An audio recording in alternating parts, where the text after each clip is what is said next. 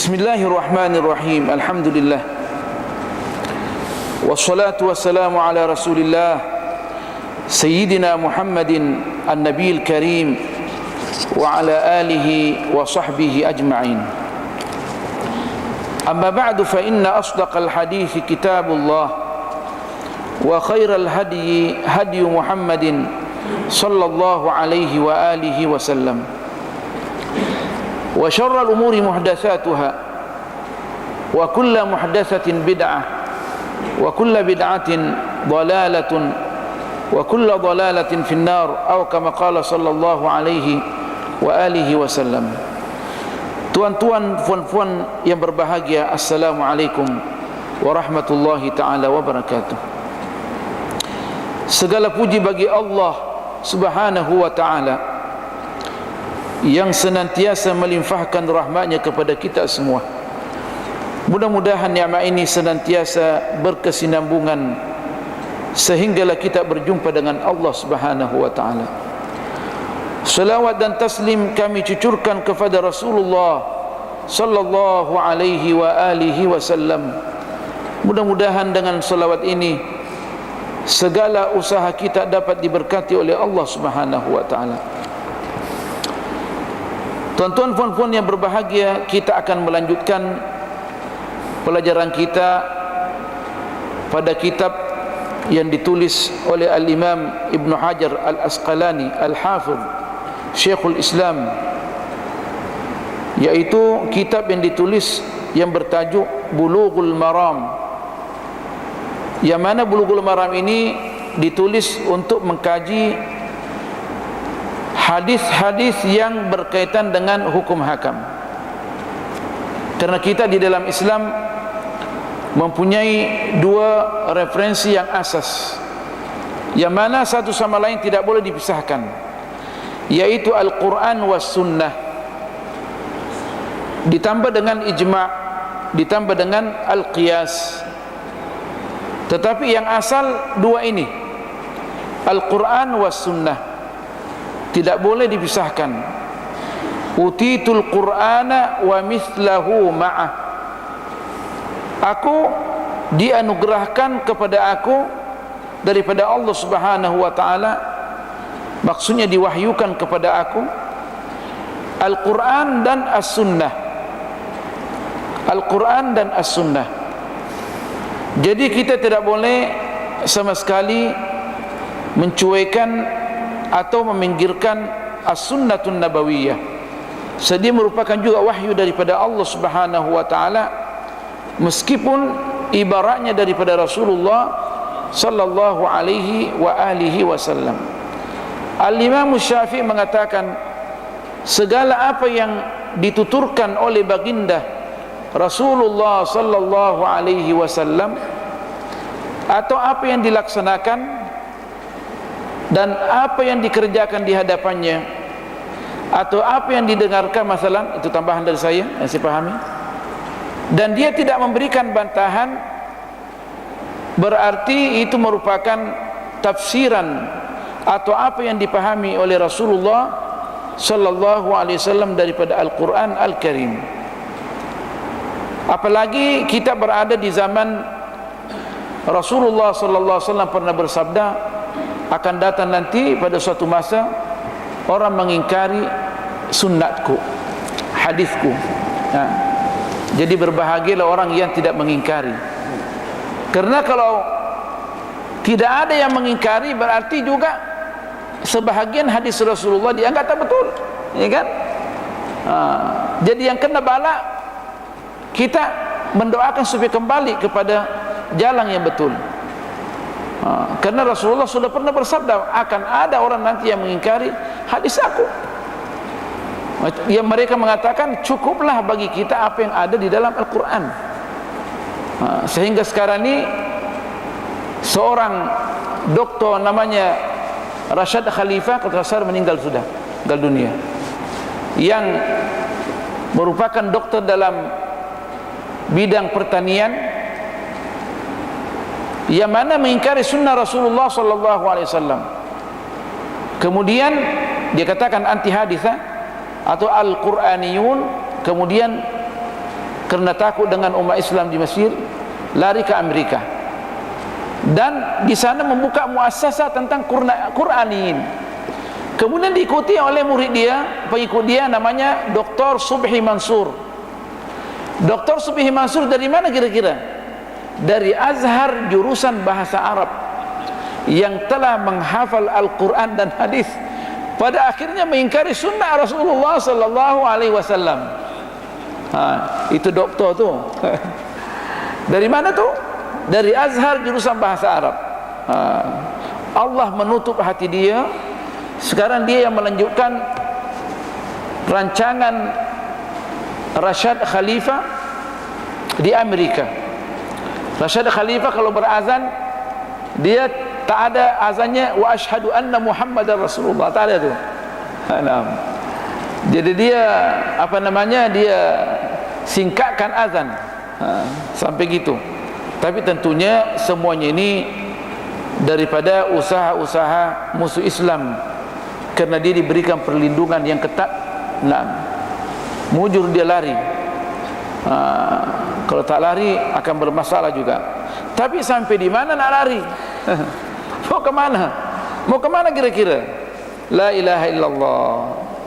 Pada akhir, tadi baru baca hadis, pada akhir zaman ini orang berada di waktu pagi, fitnah luar biasa. Qaqita'il laili al-mudhlimati atau qaqita'il laili al-mudhlimi. Orang tu berada di waktu pagi menjadi kafir, di waktu siang menjadi mukmin, begitulah. Kenapa? Kerana menjual agamanya dengan harga yang murah. Kenapa harga yang murah sedangkan dia diberikan perlindungan? Ada rumah yang cantik, ada kereta yang luar biasa, gaji berapa tiap-tiap bulan. Tapi di dalam Islam, walaupun bagaimana kita memperolehi dunia ini, selama kita menjaga menjual agama kita, itu merupakan benda yang sedikit. Sebab dunia ini tidak ada artinya di sisi Allah Subhanahu wa taala. Ad-dunya, kata Rasulullah, la tusawi janaha ba'udah. Dunia semuanya ini, dari langit sampai bumi, tidak ada nilainya di sisi Allah Subhanahu wa taala. Karena di akhirat hebat lagi. Allah Akbar. Emas. Allah Akbar. Tidak ada nilainya. Yang bernilai juga hanya akhirat saja. Dunia tidak ada nilainya. Tetapi kita sudah banyak mengulang-ulang, tuan-tuan puan-puan, konsep tentang akhirat ni. Dunia yang kita miliki, milikilah harta sampai setinggi langit. Selama kita menggunakan untuk khidmat Islam, untuk anak-anak kita, untuk keluarga kita, masyarakat kita, khidmat untuk Islam, dia adalah akhirat. Jadi kita tak semestinya nak buka jaket ni, tak usah pakai baju, tak usah pakai kereta, tak. Selama kita boleh menggunakan dunia kita itu jembatan untuk akhirat, dia adalah akhirat. Ini adalah dunia sebenarnya, tapi digunakan untuk akhirat, maka jadilah di akhirat. Handphone yang cantik ni, bismillah, masya-Allah, Allah jaga, digunakan untuk kebaikan, dia adalah akhirat. Bukan untuk dunia. Kita makan makanan yang sedap, iya kan? Kita makan daging onta, kita kita beli dengan mahal supaya kita kuat beribadah, adalah akhirat, iya kan? Adalah akhirat. Jadi dunia ini, tengok dia punya tujuan, niat kita macam mana. Kalau baik, baiklah dia, dan begitu pula sebaliknya. Makanya itu Rasulullah SAW dalam beberapa hadis, Rasulullah bersabda, ad-dunya mazra'atul akhirah.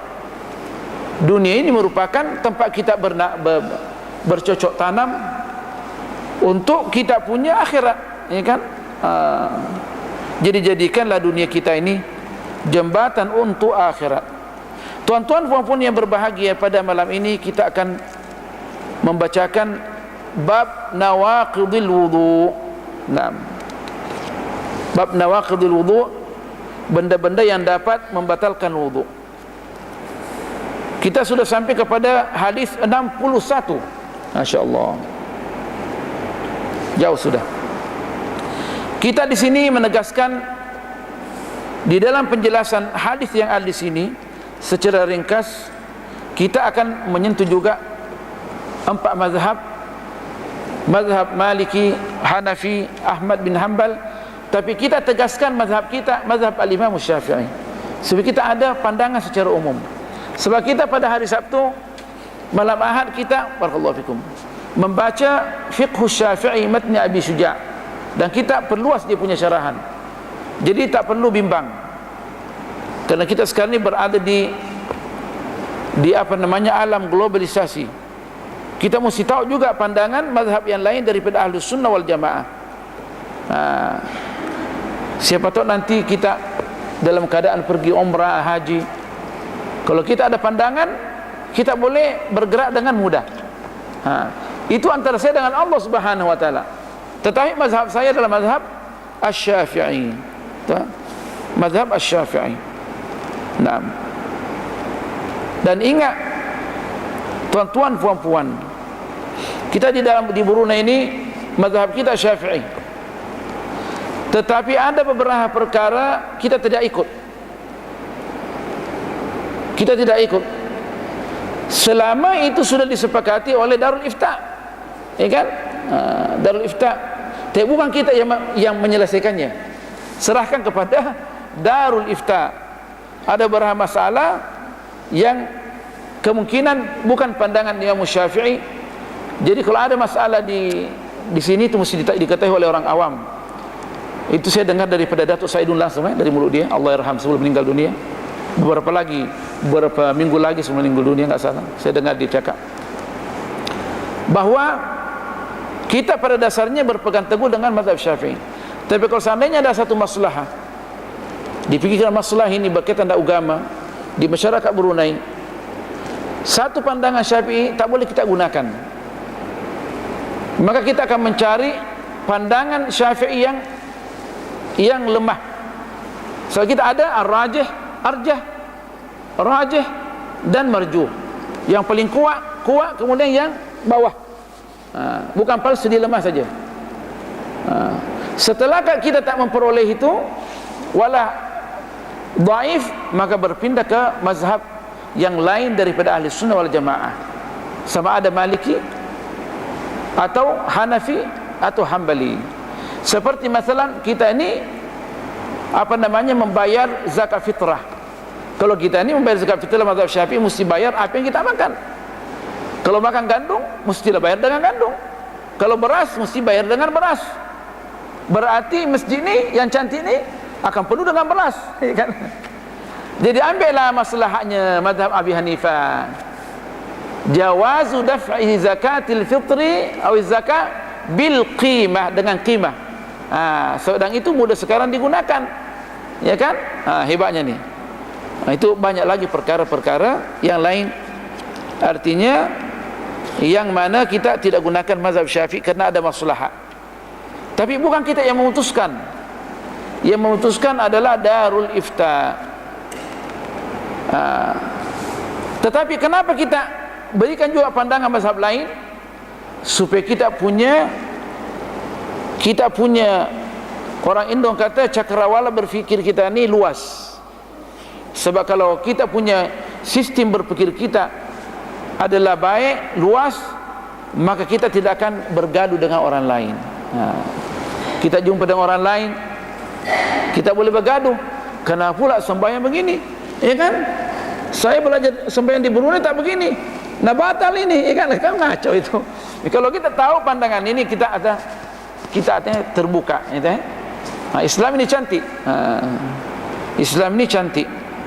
Bahkan hadis yang kita sebutkan dalam di mana saja kitab, terutama di Bulughul Maram, satu hadis itu semua ulama boleh memberikan pandangan mengikut sistem ijtihad masing-masing. Hadis yang 61 ini yang dianggap hadis pertama yang menjelaskan mengenai benda-benda yang membatalkan wudu. Tuan-tuan puan-puan yang dikasihi, jadi kitab Babul Khuf, Al-Masul Khuf selesai, subhanallah. Hadis ini diriwayatkan oleh Sayyiduna Anas bin Malik radhiyallahu anhu qala, an Anas bin Malik radhiyallahu anhu qala, apa kata beliau, kana ashabu Rasulillah sallallahu alaihi wasallam ala ahdihi yang yantaziruna al-isya'a hatta takhfiqa ru'usuhum thumma yusalluna wa la yatawadda'un. Akhrajahu Abu Dawud wa sahhahahu ad-Daraqutni, bukan ad-Daru Qutni, ad-Daraqutni fathah ra, yang membaca ad-Daru Qutni salah. Wa asluhu fi Muslimin. Naam. Beliau berkata bahwa sahabat-sahabat Rasulullah sallallahu alaihi wasallam di zaman Rasulullah sallallahu alaihi wasallam pada adanya yantaziruna al-isya'a, kalau sudah sampai maghrib mereka tunggu sampai isya, duduk di situ, pahalanya tinggi. Hatta takhfiqa ru'usuhum, sehingga dia punya kepala ke bawah gitu, kan? Itu ya? Yang saya tengok Syekh menjelaskan. Bahkan ada sampai hampir sujud. Tetapi dia punya tempat duduk ini tidak terangkat, okay? Kalau terangkat batal wudu dia tu. Dikatakan maq'adatahu mumakkinan maq'adatahu, dia punya tempat duduk ini, minta maaf tempat duduk dua ini al-ilyataini, minta maaf dalam bahasa hukum tidak boleh kias. Minta maaf tuanku, adalah pantat kita yang dua ni dan tempat keluar najis tu dia mesti rapat ke tempat duduk kita. Dikatakan al-ard ini. Ini tebal ni, okey, boleh. Ni. Kalau ini boleh terbalik sikit ni kan. Ini yang paling ini okey ni. Yang tebal ni, kalau ini nampaknya tak boleh ni. Sebab ini dia kita boleh bergerak-gerak ni.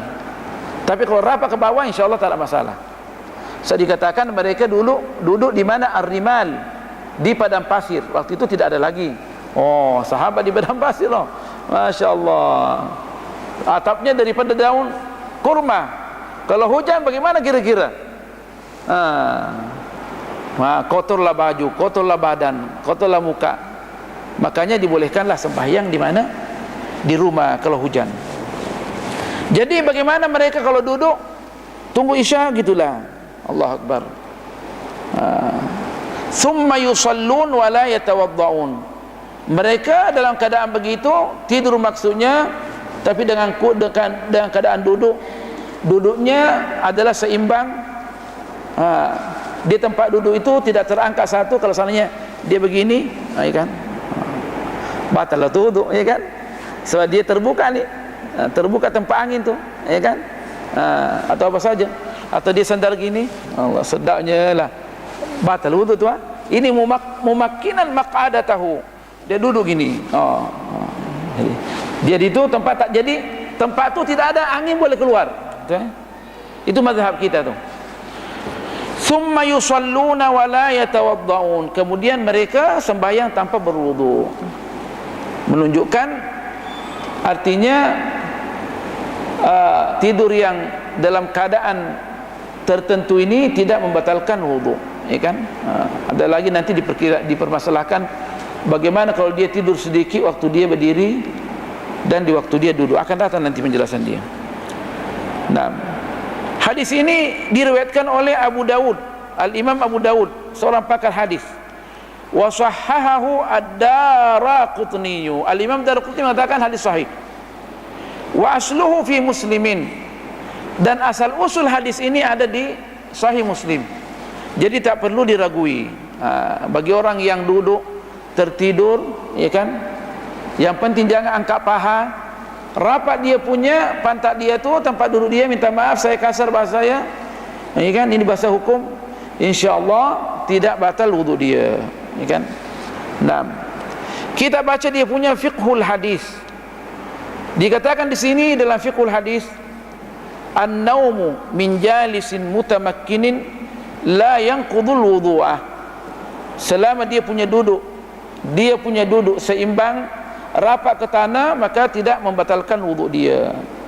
Ammal ighma'u wal junun was sukru fahiya naqidatun lil wudu'i. Adapun orang yang dalam keadaan pingsan dia, ya kan, dia pingsan atau gila sekejap, ya kan, atau dia mabuk, ada minuman dia tak sengaja dia minum, mabuk dia, maka semuanya itu membatalkan wuduk, sebab dia dikiaskan dengan orang yang tidur berbaring. Karena tidur berbaring ini dia membatalkan wuduk. Kalau baring-baring sahaja tak ada masalah. Ini membanya dia baring kemudian tertidur sedikit, dia bangun sembahyang. Itu ngaco tu. Nah, para alim ulama dia kata waqtalafa al-ulama fi naqdil wudu'i bin naumi. Nah, ulama sendiri berbeza pandangan dalam masalah tidur ni. Tidur kita ni waktu kita ni duduk atau berdiri. Al-Imam Malik menceritakan bila mana dia kata dia punya dia tidur sungguh. Dia tidur sungguh. Orang cakap di depan dia tak tahu. Maka wuduknya batal. Dia duduk tapi dia tak dengar siapa di depan tu. Tapi kalau kita ni orang dalam keadaan dalam keadaan kalau dia duduk di masjid, biasanya kalau kita jalan sedikit di hadapan dia, biasanya orang langsung bangunlah, artinya orang sedarlah. Nah, Al-Imam Syafi'i mengatakan yang tadi itu inna memumakkinan maq'adatahu minal ardi la yanqudu wudu'ahu wa illa intaqadah. Selama dia punya tempat duduk itu tepat, maka dia insya-Allah tidak batal wuduk dia. Kalau tak, batal lah. Jadi pandai-pandailah. Kadang kita tengok orang tu dia di masjid terangkat paha dia, ya kan, menyandar di tembok, ya kan, menyandar di tembok, tak rapat yang situ, dia tetap di sembahyang Jumat. Itu yang saya perhatikan di mana-mana. Macam mana kita ni? Mesti nasihat dia. Mesti nasihat dia. Kita tengok juga, kalau orang tua tu dia orangnya keras, tunggu sampai sudah sembahyang Jumat, bila suruh ulang sembahyangnya dengan bil hikmati wal mau'izatil hasanah. Sebab susah nak nasihat orang tua ni, ya kan? Kamu siapa nak nasihat aku? Sudah lama saya bikin ni, tak ada orang yang tegur pun, ya kan? Belajar di mana, ya kan? Apalagi orang tu kalau dia ditengok, ni belajar di mana ni, nak tegur aku. Nah, jadi mesti pandai-pandai menegur. Saya banyak melihat tu di mana-mana. Nah, dulu saya tegur di Indon waktu saya masih sekolah Arab, hampir saya ditampar, saya pun lari. Allahu Akbar. Nah, saya tegur. Sebab kita tengok budak-budak lagi sekolah Arab, salah tu Tuan Haji, oh dia nak tampar saya pun lari. Susah juga ni orang tua ni. Allah. Kemungkinan waktu itu kita punya uslub kita tu tak kena juga, ya kan? Kita nak tunjuk-tunjuk juga. Ini orang tua punya. Allah, kalau saya tak begitu memang kena tampar. Jadi mesti pandai-pandai. Tapi menurut saya kalau kita ini dengan uslub yang baik, orang terima. Nah, kita tunggulah. Ini kan nak berdakwah. Biasanya saya kalau tengok orang yang tepat sembahyang dia itu, saya tunggu sampai keluar. Salam, apa khabar Tuan Haji, macam mana anak-anak kita ni? Minta maaf, ini tanggungjawab daripada Allah. Apa Ustaz? Allah terima kasih banyak. Hampir kebanyakan jadi uslub baik orang terima. Nah, tapi kalau langsung menegur memang itu hati-hatilah. Apalagi di tempat saya itu, Allahu Akbar. Masalah besar. Jadi mestilah pandai-pandai. Terutama itu hari Jumat, kadang kita tengok orang tidur di masjid, Allahu Akbar. Sudah nyata dia punya wuduk batal, tapi siapa nak tegur? Ya kan? Siapa nak tegur? Masalah tu. Tapi kalau nak dapat pahala, tunggulah. Kalau yakinlah tunggu. Kan kita boleh tengok mukanya orang ini, boleh terima ni. Ini keras kepala sikit, ni kan. Tapi insyaAllah berselawat, dikatakan berselawat Allahumma salli ala sayyidina Muhammad. Sebelum tegur tu berselawat dulu. Yang paling bagus baca qul huwallahu ahad 7 kali. Sebagai orang katakan sekali cukup dah. Baru cakap dengan dia pelan-pelan. Seorang tua ni susah nak menerima realiti. Nah, apalagi kalau orang tu tidak dianggap dia ustaz. Belajar di mana pula ni? Nah, kerja apa kau? Nah, akan di masalah pula. Kita kembali bahawa Al-Imam Syafi'i secara mutlak selama dia punya tempat duduk baik, maka artinya tak ada masalah. Meskipun dia tidur nyenyak, dia bermimpi, tapi dia punya, ya kan? Dia punya bermimpi, dia tak ada masalah. Sebagian ulama mengatakan tak boleh. Kalau dia tak mendengarkan siapa di hadapan dia, Tuan Haji ni qamak sudah, dia tak dengar, ada dia anggap itu sebagian. Tapi kita selama dia punya, dia menguasai badan dia, tentunya sebenarnya apa yang dikatakan sebagian ulama ini an-naum mustaqil, memanglah tidak seimbang dengan orang yang boleh mengadakan keseimbangan daripada tempat duduk dia, ya kan? Biasanya kita terus bangun, tidur tu bangun, ya kan? Untuk mengadakan keseimbangan. Iyalah. Tapi paling cantik Al-Imam Asy-Syafi'i mengatakan selama dia punya tempat duduk tidak bergerak seimbang, selama itu, ya kan? Tak fikir tidur nyenyak ke atau tidak tu nyenyak, itu bukan masalah. Kaidah dia macam mana tempat duduk dia. Memang Al-Imam Syafi'i ini mazhabnya paling luar biasa. Bukan ta'assub, tapi itu yang sudah dikaji itu. Ini bilang ini Al-Bahdali ini ta'assub saja mazhab dia. Bukan ta'assub, itu yang sebenarnya. Nah, sebenarnya ta'assub ini orang yang berpegang teguh pada satu pandangan tidak ada dalil. Selama dia berpegang teguh pada pandangan mazhab dia dan ada dalil, namanya muttabi', mengikut, bukan ta'assub. Ta'assub ini dalam bahasa Arab bila mana dia berpegang teguh dalam satu mazhab, dia tidak ada dalil. Saja-saja dia bela dia punya mazhab, tak ada dalil. Tapi selama dia mengetahui dalil, tidak dianggap ta'assub, namanya muttabi', mengikut mazhab dia. Jadi ta'assub lain ni, muttabi' lain.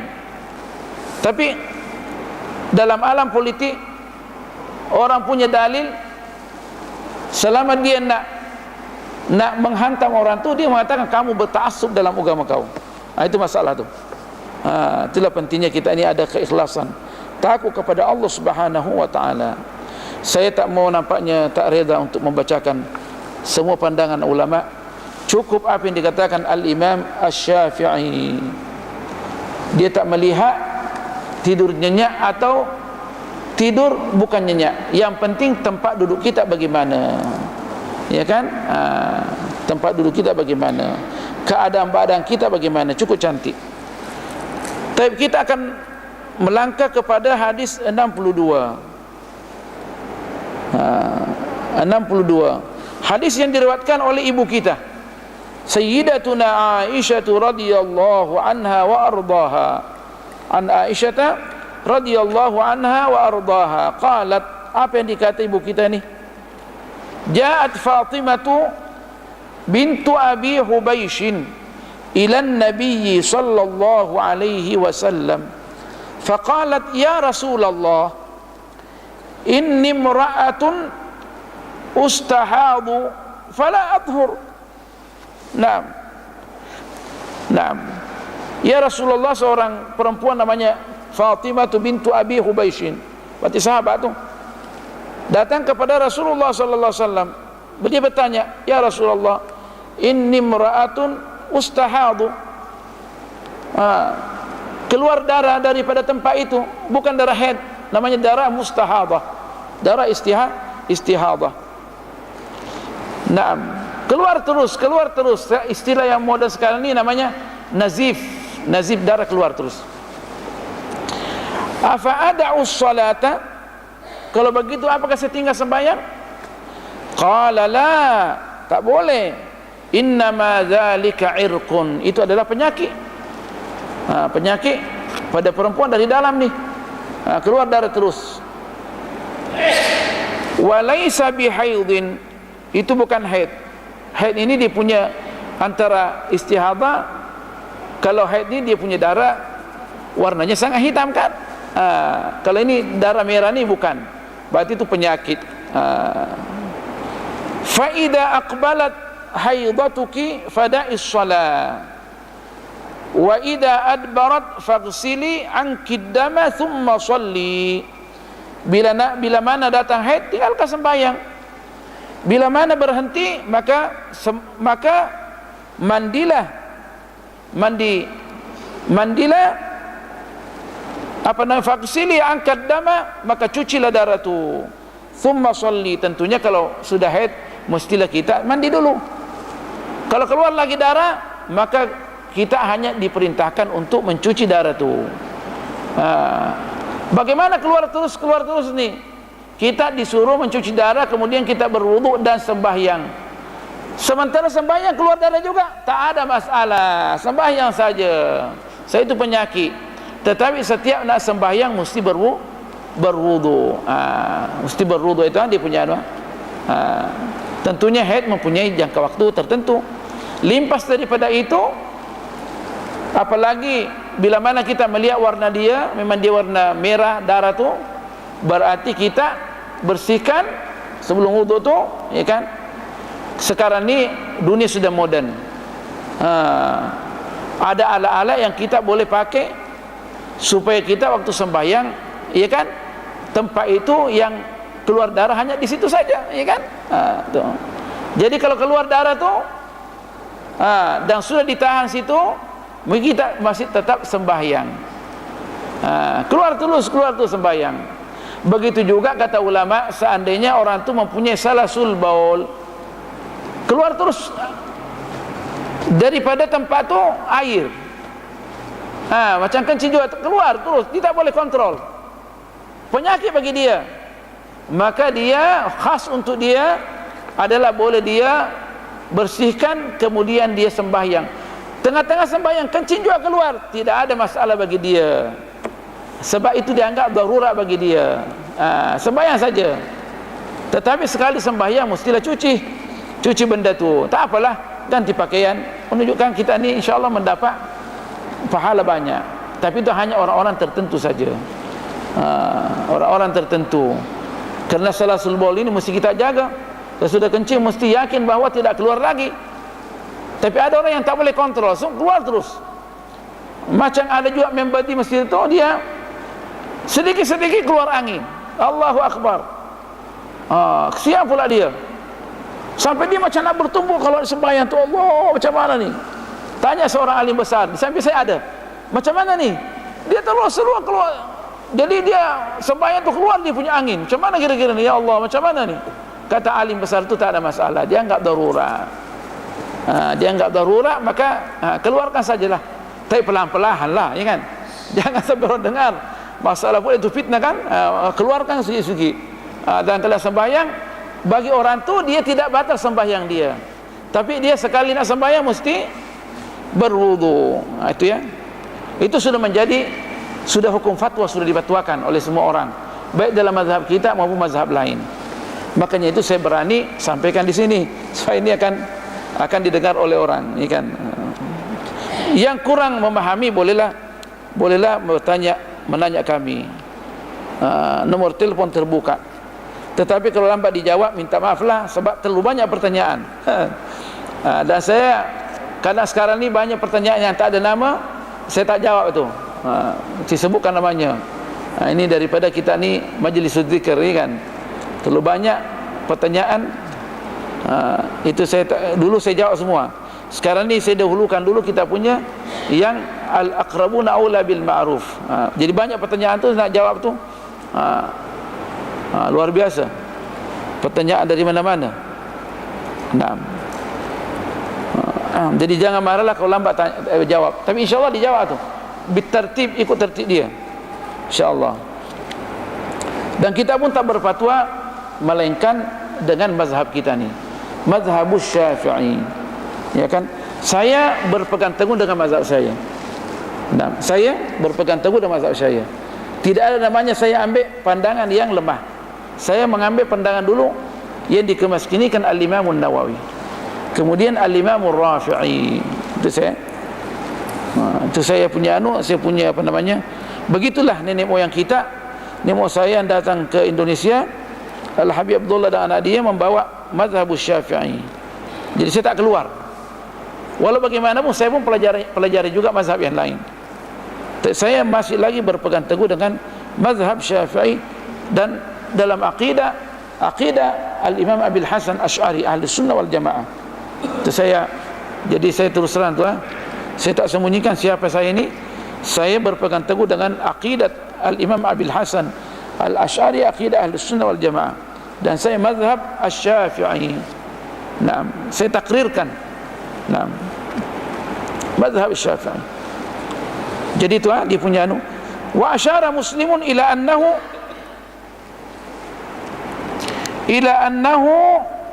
hadzafaha amdan. Hadzafaha amdan. Ada yang diikhtisarkan sini ya. Saya sudah punya pandangan masuk 51 ini. Saya masih lagi tak mau pakai spek. Mesti pakai spek mata. Sudah tu. Subhanallah. Masih mau dikatakan anak muda lagi. Tanda-tanda hari kiamat tu. Sudah 51 tahun masih lagi mau dikatakan anak muda. Mau cari apa kira-kira? Subhanallah. Pakailah spek. Mau dikatakan anak muda. Subhanallah. Ini manusia, ini akhir zaman. Ya, takut dikatakan tua. Subhanallah. Jadi hadis 62 sudah selesai. Membicarakan tentang haid dan istihadah. Ada bedanya istihadah, kita tadi sudah sentuh mengenai orang yang dalam keadaan darurat, kencing keluar terus, ya kan? Apa namanya? Apa saja yang darurat, ya kan? Hadis 63 diriwayatkan oleh Sayyidina Ali bin Abi Thalib radhiyallahu anhu qala wa karramallahu wajhahu. Apa dia kata? Kuntu rajulan mazza'an. Dulu saya adalah mempunyai adat ni rajulan, lelaki lah, maksudnya saya dulu waktu muda-muda. Kuntu rajulan mazza'an. Diceritakan masih lagi dia power Sayyidina Ali. Mazza'an, mazzi dia keluar terus, keluar mazzi. Siapa dia itu? Sayyiduna Ali bin Abi Thalib. Siapa Sayyidina Ali bin Abi Thalib? Minal asyaratil mubasysyirin bil jannah. Saya tengok diceritakan air mazzi dia keluar. Mazza'an tu sering keluar, bukan sekali, maka digunakan kata-kata mazza'an. Jadi pemuda yang sering keluar dia punya mazzi. Ada orang yang super power, dengar suara perempuan, mazzinya keluar terus. Macam mana barangan ini? Wuduk dia ni. Fa amartul miqdadah. Maka saya minta tolong kepada Al-Miqdad. Amartu itu maksudnya saya perintahkan. Tapi di dalam Islam kalau sama dengan derja, maksudnya minta tolong. Kita dalam bahasanya, dalam bahasa terjemah bahasa Melayu itu.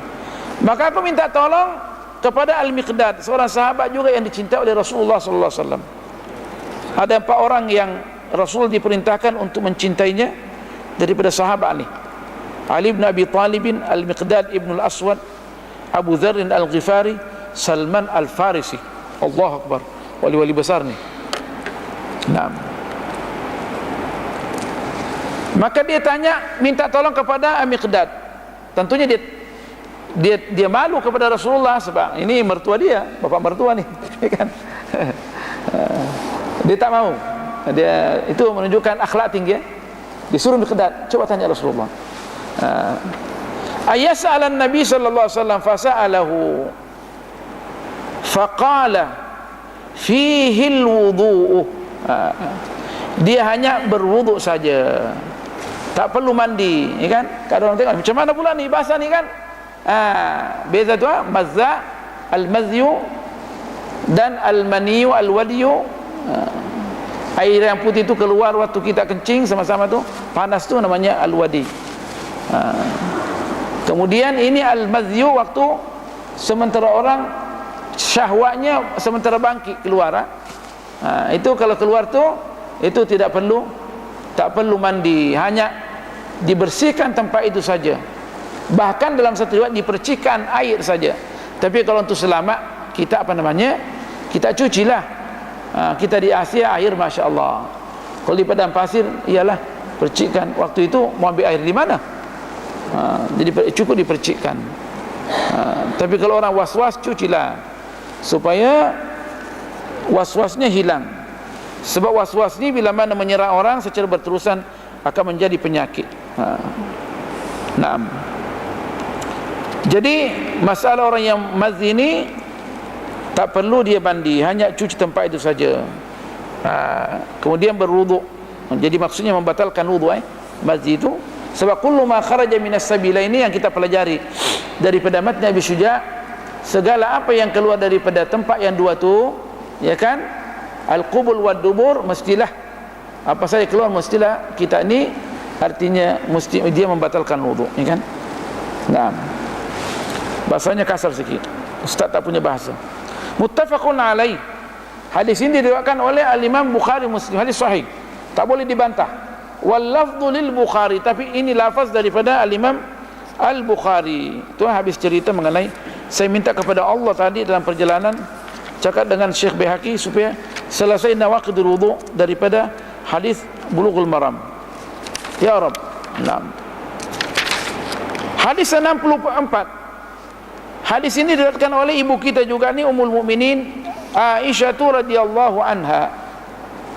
Anna Nabiy sallallahu alaihi wasallam, hati-hati dengan hadis ni, qabbala ba'dha nisa'ihi thumma kharaja ila as-salati wa lam yatawadda.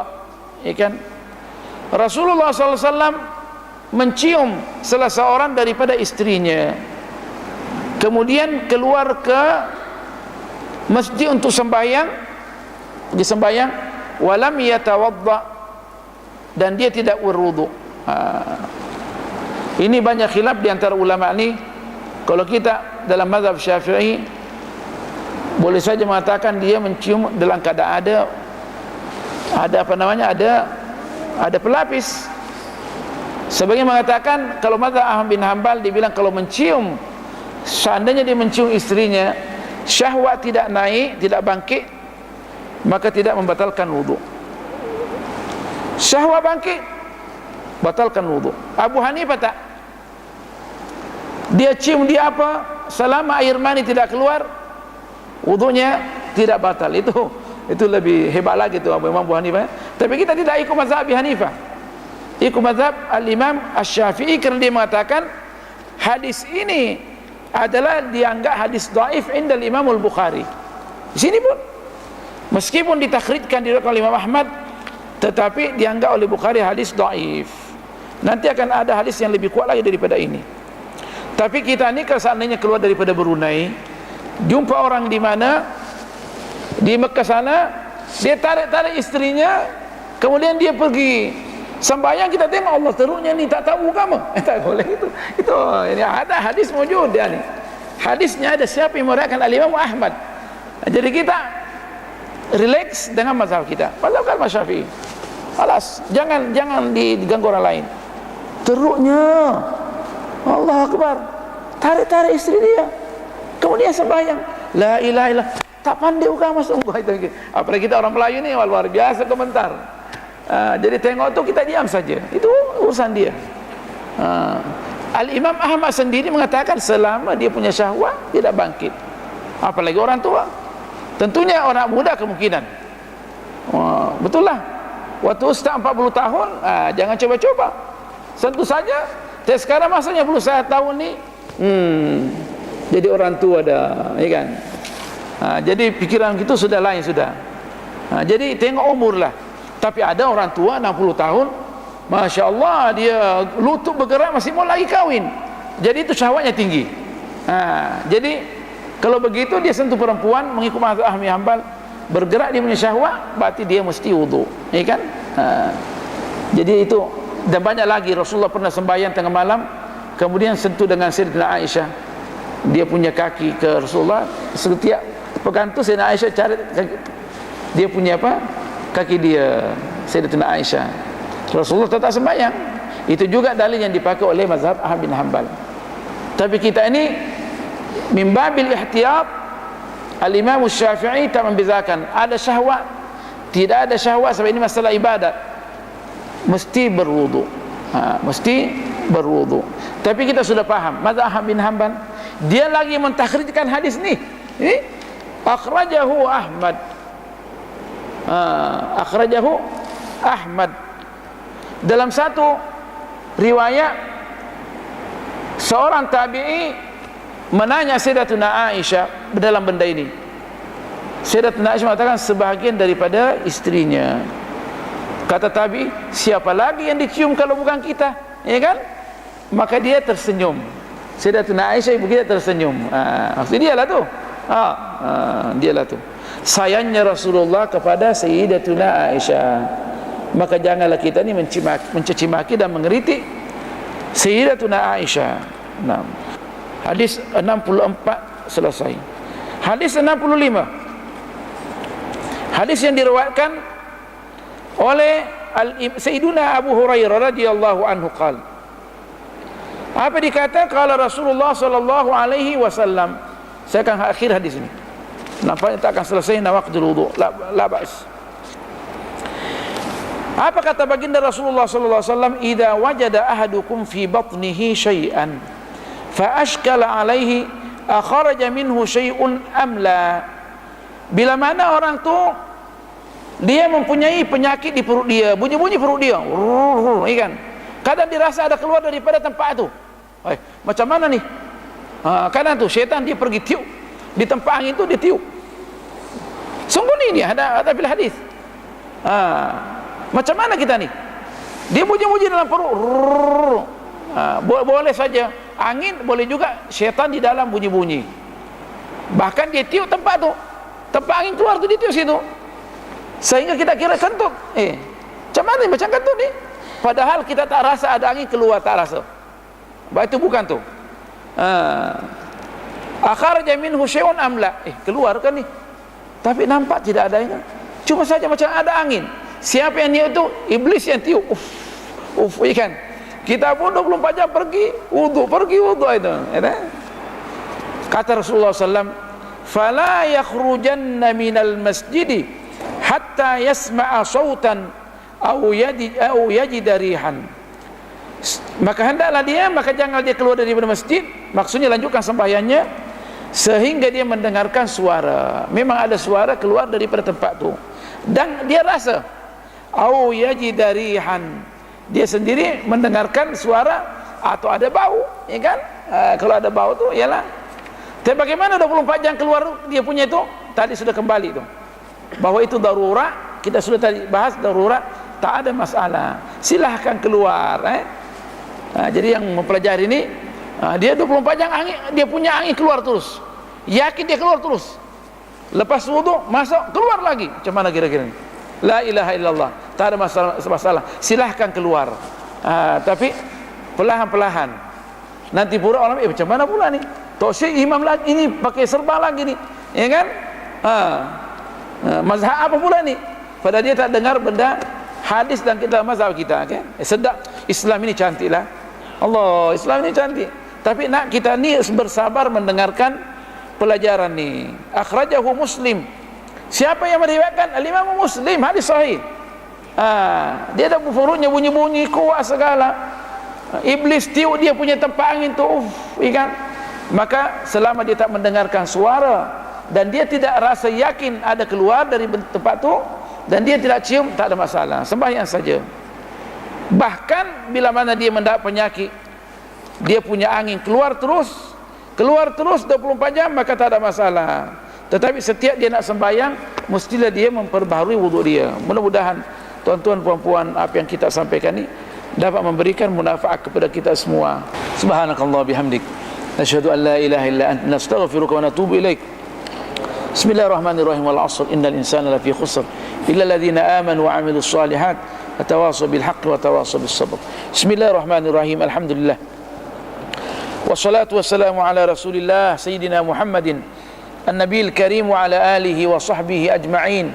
Allah faqihna fid din wa 'allimna at-ta'wil wa habibna ila al-muslimin waj'al lana lisana sidqin fil alamin أعنا على ذكرك وشكرك وحسن عبادتك أمتنا على دينك شهداء وأنت راض عنا واختم بالصالحات أعمالنا يا أرحم الراحمين ووفق وبارك الحاضرين والحاضرات وأنزل علينا البركات والسكنات والنفحات واقض حوائجنا يا أرحم الراحمين انظر إلينا نظرة رحمة يا أرحم الراحمين واغفر لنا ولوالدينا ولآبائنا وأمهاتنا ومشايخنا ولمن له حق علينا وفق أولادنا وأولاد المسلمين واجعلهم من علماء العاملين برحمة منك يا أرحم الراحمين وانصر إخواننا المجاهدين في مشارق الأرض ومغاربها واحفظ هذه البلدة بروني دار السلام وسلطانها ووزراءه وسائر بلاد الإسلام وصل اللهم على سيدنا محمد والحمد لله رب العالمين والسلام عليكم ورحمة الله تعالى وبركاته.